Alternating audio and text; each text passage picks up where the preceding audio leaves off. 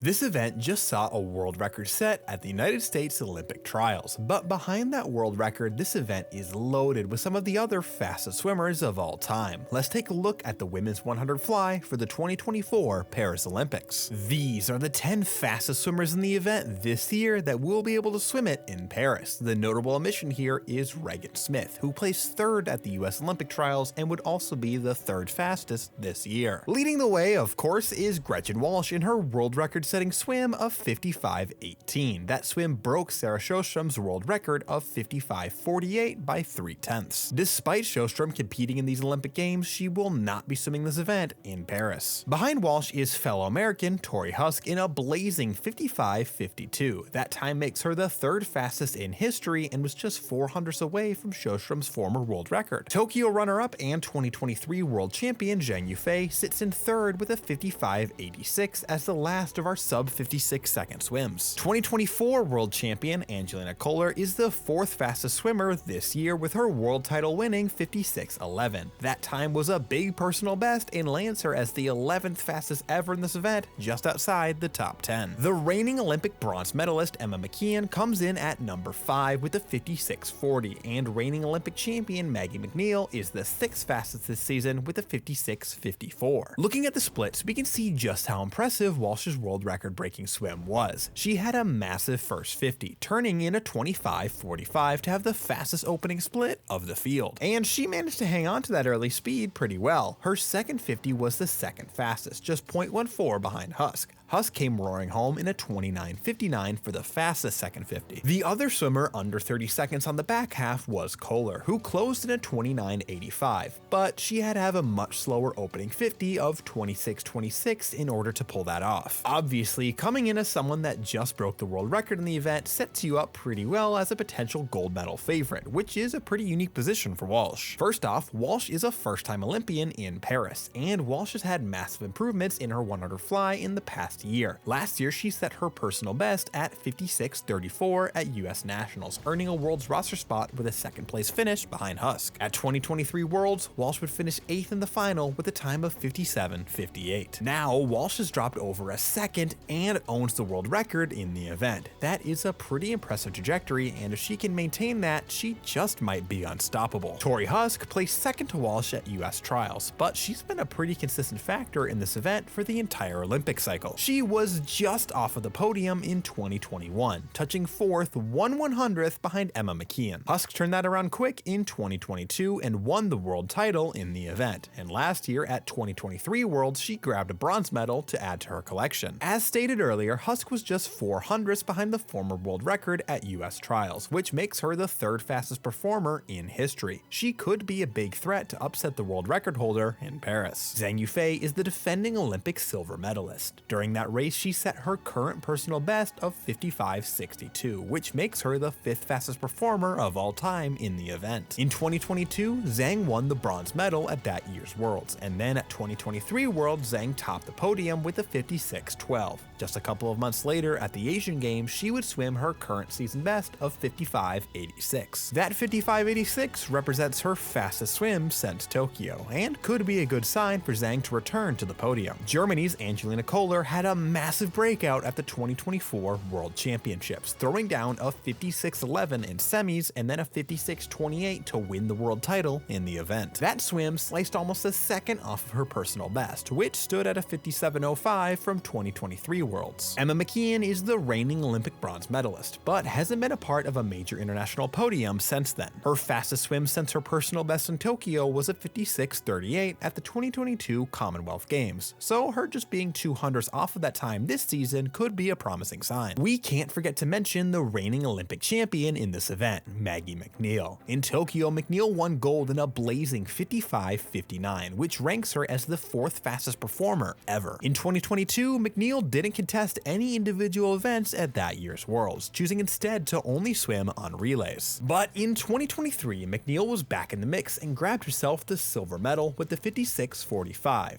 But with the top 3 swimmers this year all being in the 55s, she'll have to be a bit quicker if she wants to repeat as Olympic champion. This event is fast. In the current field, we have the 1st, 3rd, 4th, 5th, 7th, and 11th fastest performers ever. That is just ridiculous. Right now, with the Americans sitting at 55 mid and 55 low, and one of them being the world record holder, they look like the favorites to go 1-2 in some order. But with such a talented field, there are numerous swimmers that could come and disrupt that as well. Who do you think brings home the gold in this event? And will we see this brand new world record go down a second time? Let me know down below.